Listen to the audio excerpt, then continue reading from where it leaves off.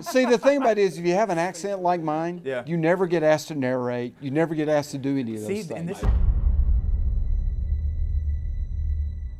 What I want to tell the airmen is that we basically touch everything that they touch on a day-to-day basis.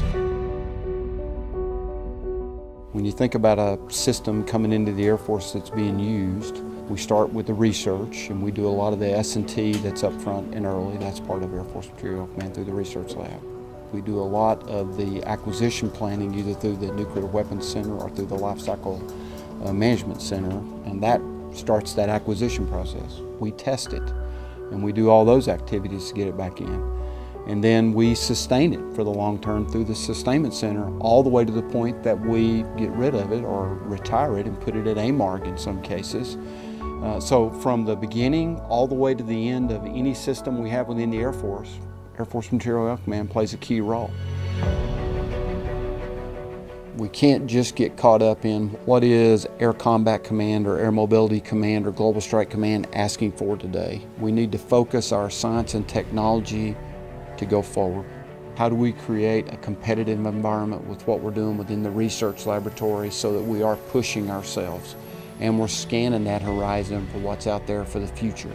We need to capitalize on a lot of what's going on with commercial or get innovative ideas from outside that we may not have thought of. We need to continue to look at industry and implement some of their strategies for how they're doing business, how they develop software.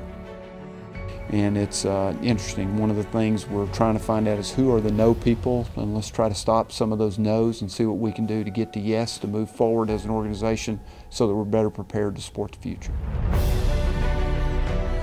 I wanted to tap into our most valuable resource, our airmen.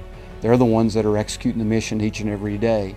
So we wanted to squint with our ears and listen to our men and women as to what's impeding their ability to get the mission done and what do they think it means to speed things up, go at the speed of relevance.